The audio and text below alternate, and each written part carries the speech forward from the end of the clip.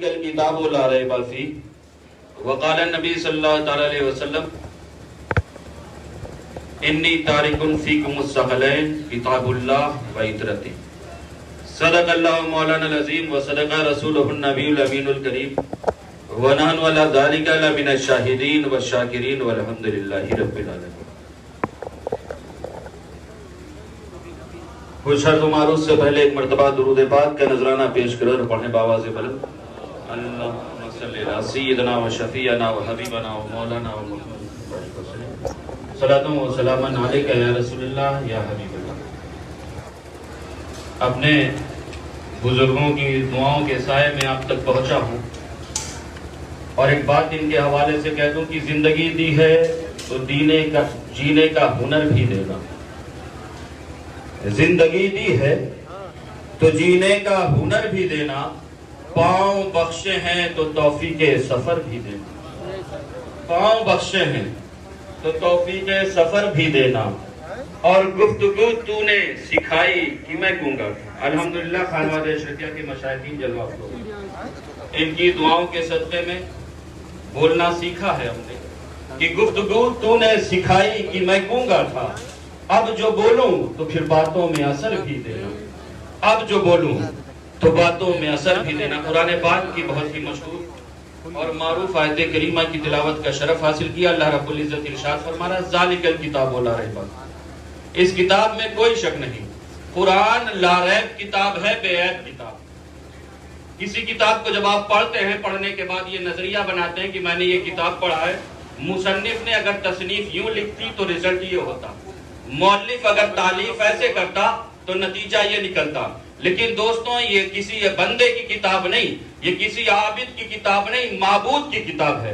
رب نے ارشاد فرمایا سنو اس کتاب کو بعد میں پڑھنا، پہلے عقیدہ بنا لو، ذالک الکتاب لا ریب فیہ۔ اس کتاب میں کوئی شک نہیں، شک سے پاک کتاب ہے، بے عیب کتاب ہے۔ آج کچھ بدبخت ایسے پیدا ہو گئے جو قرآن کی آیات پر انگلیاں اٹھاتے ہیں۔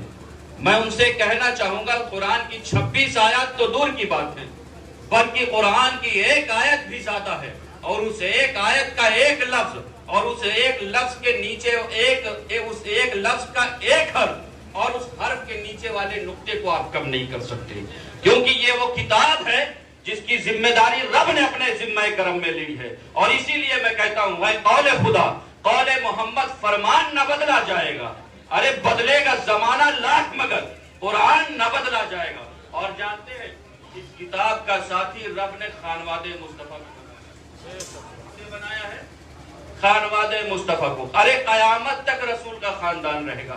اسی قرآن نے آواز دی تھی اے مصطفیٰ کے گھر والوں، اے نبی کے گھر والوں، آج مجھ پر یزیدیت کی گرد لگ گئی ہے۔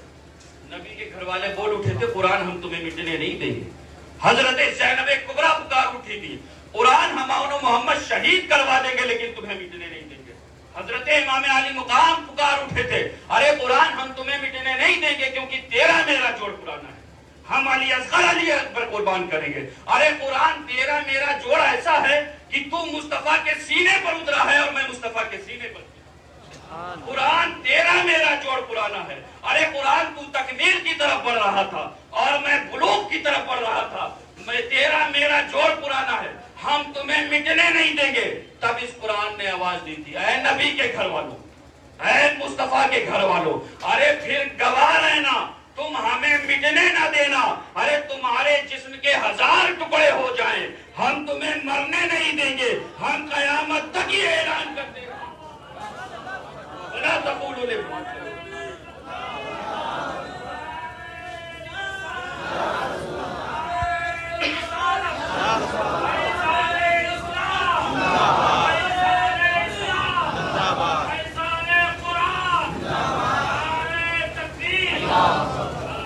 اسی قرآن نے ارشاد فرمایا تھا تم ہمیں مٹنا نہ دینا، تمہارے جسم کے 1000 ٹکڑے ہو جائیں ہم تمہیں مرنے نہیں دیں گے، ارے ہم قیامت تک یہ اعلان کرتے رہیں گے وَلَا تَقُولُوا لِمَن يُقْتَلُ۔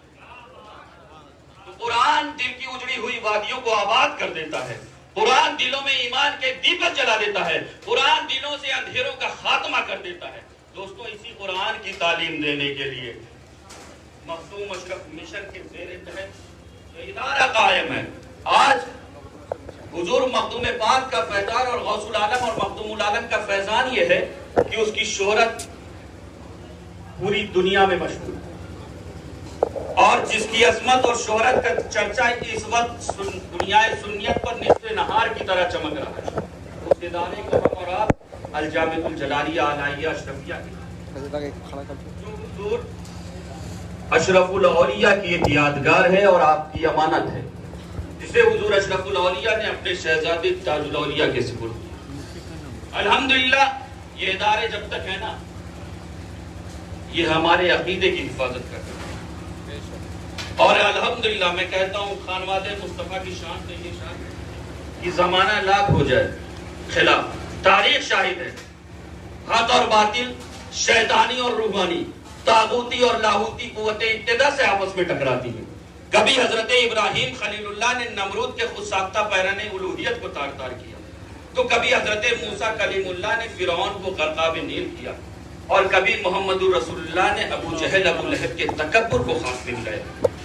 جب خلافت عظمیٰ بھی یزید کا تختہ مشق بن چکی تھی، آئینہ اسلام اور قوانین اسلام کی جگہ امیریت خیمہ زن تھی، جوش جہاد کی جگہ ناتوانی اور کمزوری لے چکی تھی، ظلم و ستم کے سامنے خوشامدانہ خاموشی تھی، اس وقت خونخوار بھیڑیا صفت یزید کے سامنے ارے کلمہ حق کہنے والے وہی تھے جن کی رگوں میں ہاشمی خون دوڑ رہا تھا۔ ارے اس وقت وہ حسین سپہ سالار اسلام ہیں، جو نواسہ مصطفیٰ ہیں، جو جگر گوشہ شیر خدا ہیں، جو نور عین فاطمہ زہرا ہیں، جو برادر لہذا ضرورت اس بات کی ہے کہ خانواد مصطفیٰ کی محبتوں کے چراغ کو اپنے دلوں میں روشن کریں، کیونکہ جانتے ہیں قوم وہی پھر ہے تباہی کا زمانہ، اے قوم وہی پھر ہے تباہی کا زمانہ، اسلام ہے پھر تیر حوادث کا نشانہ، اور مٹتے ہوئے اسلام کا پھر نام جلی ہو، مٹتے ہوئے اسلام کا پھر نام جلی ہو، لازم ہے کہ ہر شخص حسین ابن علی ہو، اور تو اسلاف کی اپنی تاثیر لے لے، زبانوں پہ نعرے تکبیر لے لے، اور خدا ہم کو شبیر سا حوصلہ دے، آمین کہیں۔ آمین۔ میں کھڑا ہوا ہوں صرف برکتیں اور رحمتیں اور دعائیں حاصل کرنے کے لیے اپنے بزرگوں کی۔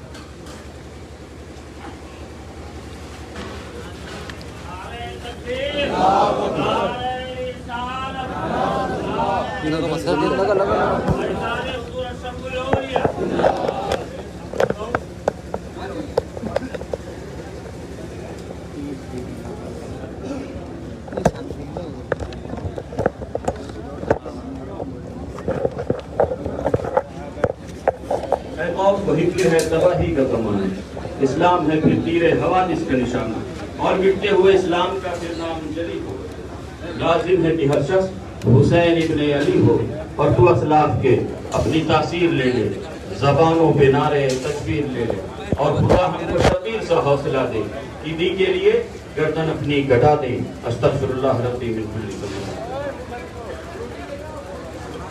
جلدی لگا بس کیسے لگائی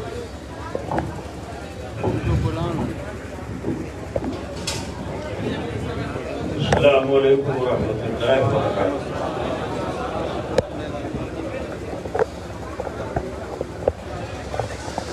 حاضرین والزائرین، آج یہ ہمارے لیے بے حد فخر و انبساط کی بات ہے کہ ہم عرس مخدوم سمنہ میں بھی حاضر ہوئے ہیں، اور عرس اشرف الاولیاء میں بھی شریک ہوئے ہیں۔ میں دل کی گہرائیوں سے آپ سب کے لیے دعا گو ہوں، اللہ تبارک و تعالیٰ آپ سب کو صحت و عافیت عطا فرمائے، اور آپ سب کے گھروں سے بلائیں وبائیں دور فرمائیں۔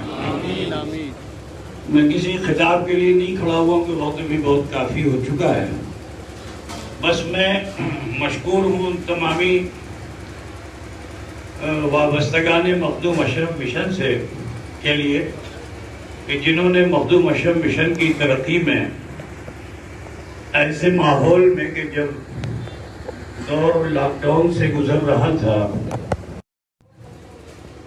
لوگ روٹیاں تلاش کر رہے تھے، بحمدہ تعالیٰ آپ نے ایسے ماحول میں بھی کہ جب رزق کی تنگی آ گئی، اللہ نے آزمائش میں مبتلا کیا، تو راہ مولا میں خرچ کرنے میں آپ نے کوئی دریغ نہیں کیا. اور میں دعا کرتا ہوں اللہ تعالیٰ آپ سب کو اجر جزیل عطا فرمائے. آپ سب دعا فرمائیں کہ مخدوم اشرف مشن جسے حضور اشرف الاولیاء علیہ الرحمہ نے اپنے وصال سے چند سال پہلے قائم فرمایا، اور بڑی امیدیں حضرت کو وابستہ تھیں اس ادارے سے. میں تو یہ کہوں گا کہ ان کا یقین کامل تھا کہ انہوں نے یہ فرمایا تھا کہ یہ بھی ہوگا تو یہ بھی ہوگا تو یہ بھی ہوگا. آج 21 سال کی مدت میں بہتری تعالیٰ مخدوم اشرف مشن ترقی کی شاہراہ پہ گامزن ہے. دعا فرمائیں کہ حالات سب کے بہتر ہوں، اور جو تمام معاونین، محبین، مخلصین، اراکین ہیں، اللہ تعالیٰ ان سب کی رزق میں برکتیں عطا فرمائے. اور ہم سب آستانِ عالیہ پہ حاضر ہوئے ہیں، جبکہ 1000 پابندیاں تھیں. ہر طرف سے اعلان بھی ہوا کہ ایسے ماحول میں سفر نہ کیا جائے. حقیقت تو یہ ہے کہ یہ اعلان ہماری طرف سے بھی تھا، ہمارے خانوادے کے تمام بزرگوں کی طرف سے بھی تھا، لیکن ہمارے بلانے پہ تو آپ آئے نہیں ہو. حقیقت تو یہ ہے کہ ہمارے بلانے پہ آپ نہیں آئے ہو. اشرف نے جسے چاہا وہ آ گئے. سبحان اللہ. جب آ گئے ہیں تو ادب کو ضرور ملحوظ رکھیے، ضابطے کو ضرور ملحوظ رکھیے. خاندان کا جوش اتنا نہ آ جائے کہ آپ اپنے جوش میں ہوش کو کھو دیں. تو لہٰذا جو پابندیاں عائد کی گئی ہیں حکومت کی طرف سے، اس پر آپ سب ضرور عمل کریں، اور امید یہ ہے کہ ہماری اس گزارش کا آپ سب ضرور خیال رکھیں گے، اور اس عرس کی تقریب میں کہیں بھی آپ کے ذریعے سے کوئی رخنہ اندازی نہ ہو، اس کا ضرور خیال رکھیں گے. امید یہ ہے کہ آپ تمامی حضرات اس حقیر فقیر کی اس دعا پر ضرور غور و خوض فرمائیں گے. بس وقت کافی ہو چکا ہے. مناسب یہ ہے کہ تھوڑا زیارت کا بھی موقع ہے، اپنی جگہ پہ بیٹھے رہیں. عزیز القدر جناب سید